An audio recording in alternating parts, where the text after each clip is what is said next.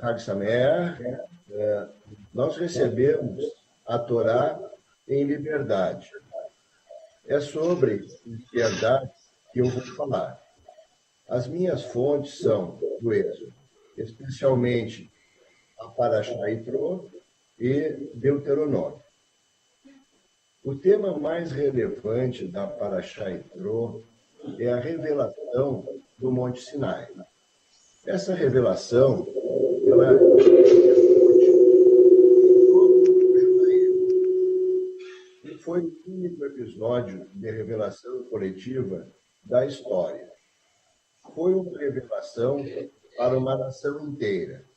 Jovens e velhos, homens, mulheres e crianças, os justos e os não justos igualmente.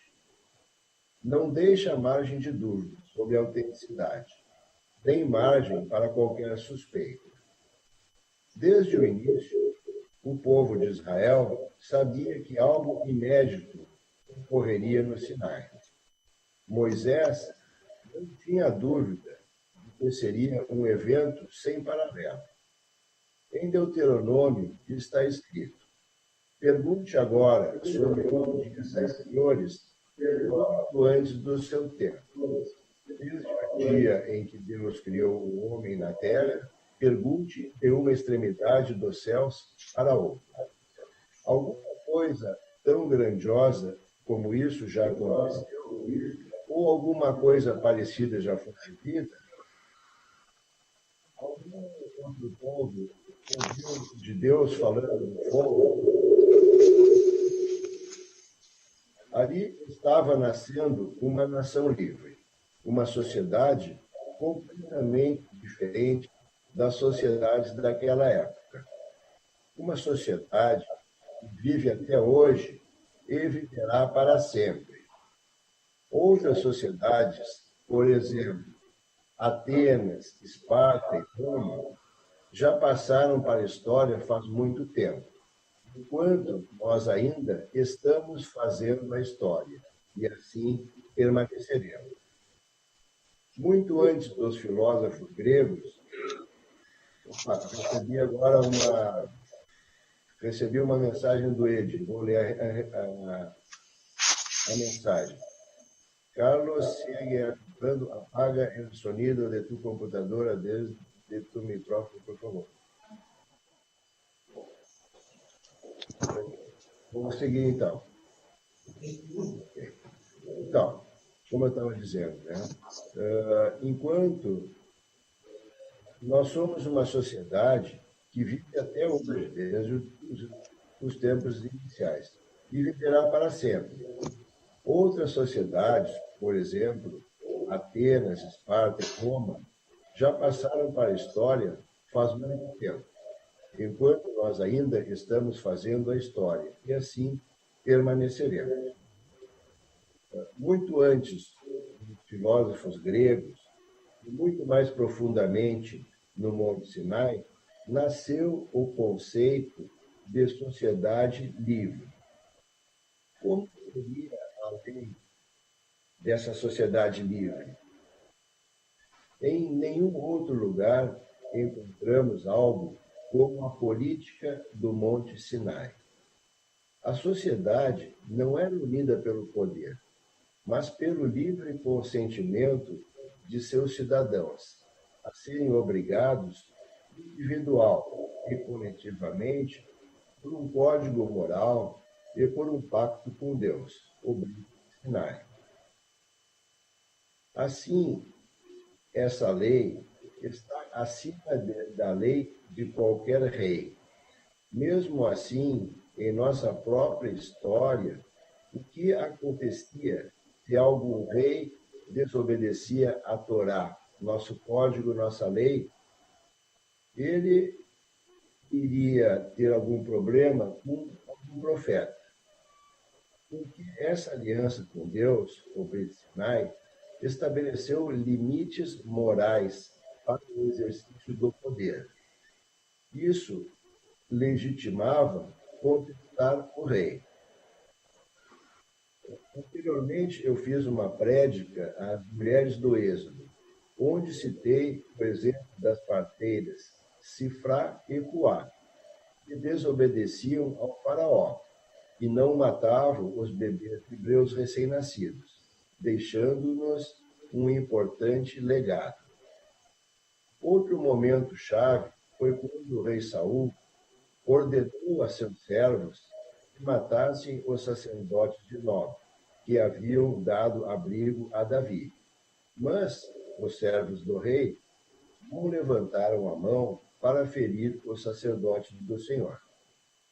Isso demonstra a soberania da lei de Deus sobre a lei do povo. Quem obedecia uma lei contrária à Torá, uma lei imoral, era naturalmente um criminoso. Vou dar um exemplo. Os nazistas, quando foram julgados em Nuremberg, defendiam-se dizendo que estavam obedecendo ordens. A gente tem capacidade para julgá-los.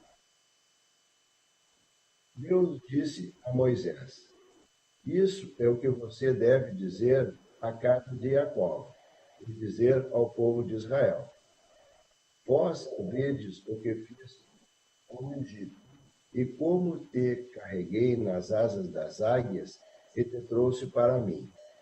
Agora, me obedecer permanentemente e guardar o meu pacto, será minha propriedade preciosa, pois toda a terra é minha. Você será para mim um reino de sacerdotes e uma nação santa. Isso está escrito no Êxodo. Ainda no Êxodo, Moisés conta isso ao povo e respondeu: faremos tudo o que o Senhor disse. Até que o povo tivesse consentido, a revelação não poderia prosseguir. O princípio em jogo era que não há governo legítimo sem o consentimento dos governados, mesmo se o governador é o Criador do céu e da terra.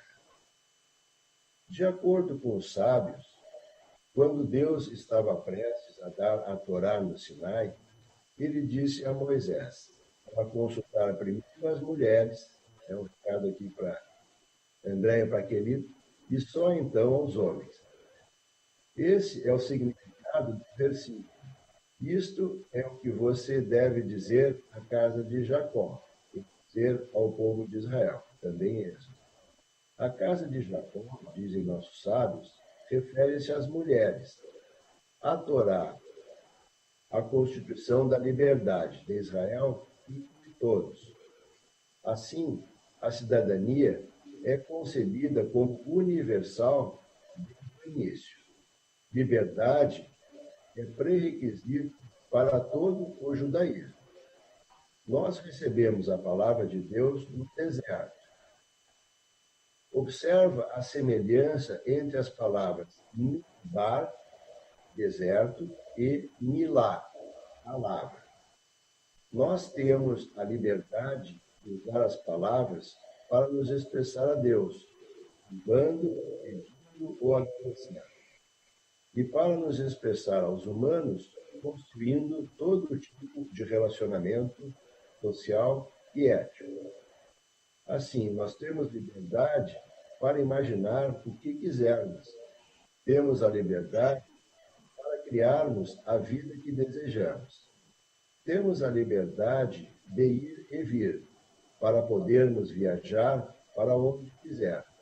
Temos a liberdade de pensar, para planejarmos como chegar em nossos objetivos. Temos a liberdade de sentir, para escolher o que sentir. Temos a liberdade de agir, para podermos realizar nossa missão. Temos a liberdade de culto religioso para podermos rezar conforme a nossa tradição. E temos a liberdade de ter um Deus de verdade, um Deus vivo.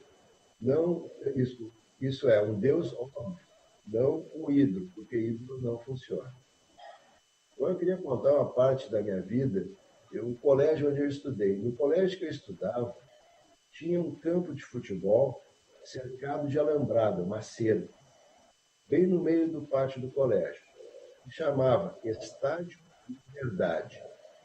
Sobre o pórtico tinha uma placa em que estava escrito: Liberdade com responsabilidade. Eu lia isso todos os dias, por 12 anos. Esse foi o maior legado que o colégio me deu. Mas o que vem embutido na palavra responsabilidade? Vem muito estudo para termos fortes fundamentos para decidir. Por exemplo, uma resposta do Comitê Central dos Rabinos Americanos, para eles criarem uma resposta e chegarem a uma conclusão que atualiza o judaísmo, eles estudam profundamente toda a Halahá pertinente ao assunto, para nos dar uma sólida fundamentação na literatura aláhica.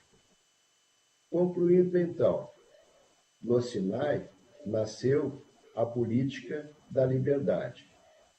O judaísmo, então, é liberal. Hag Sameach. Muito obrigado.